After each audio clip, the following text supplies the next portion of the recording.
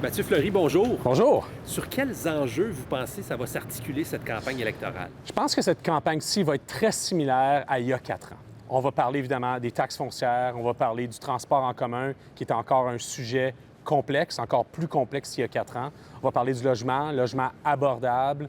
On va peut-être parler de certains défis d'infrastructure plutôt régionales. On parle les plaines de Breton, comme les sénateurs. On va parler d'infrastructures vieillissantes. On va aussi parler de nouveaux quartiers qui ont besoin de l'infrastructure. Donc, ça va être des thématiques connues pour les résidents. Mais on va voir, peut-être qu'il va y avoir différentes positions, particulièrement au niveau du transport en commun. J'anticipe vraiment des campagnes de positionnement au niveau du service, au niveau des positions face à la province qui s'ingère dans la gestion du train léger, au niveau des prochaines phases du train léger, au niveau du coût d'utilisation du train léger et du coût du transport en commun. Donc, moi, je pense qu'il va y avoir des reproches et aussi des idées. Ça devrait faire un bon débat, surtout pour la campagne à la mairie. Oui, justement, là, ça va pas très bien à nouveau chez OC Transpo, pas très bien pour le train léger. Est-ce que ça pourrait faire dérailler une campagne comme celle du maire Sutcliffe, vous pensez? Je retourne à Gatineau, il y a une quinzaine d'années, le Rapibus, ça avait été vraiment majeur dans la course à la mairie. On en avait discuté à l'époque. Maxime Penneau-Jobin, maire bureau, ça a formé la campagne. La STO qui avait dû ouvrir le Rapibus, puis tous les enjeux des opérations. Je pense que les défis sont réels au quotidien pour les usagers de OC Transpo. Puis, est-ce qu'ils ont confiance que les efforts actuels, l'embauche, par exemple, de la nouvelle direction générale chez OC Transpo, sera suffisante?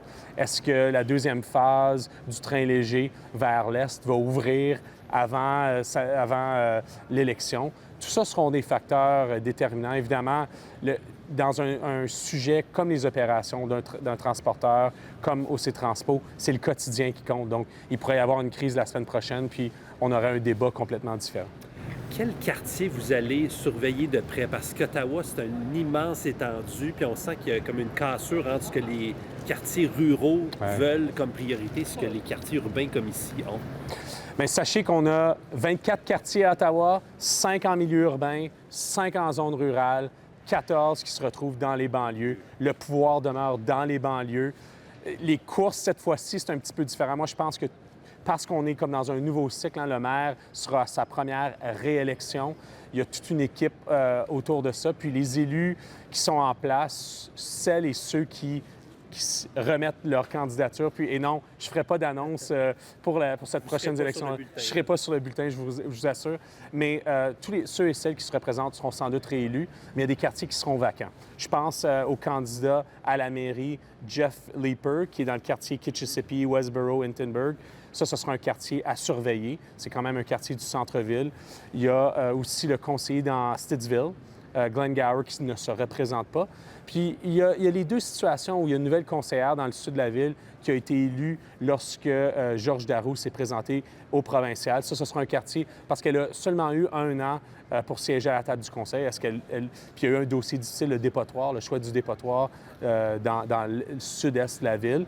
Puis aussi, je pense qu'il n'est pas à risque, mais je pense que ce sera une campagne différente pour lui.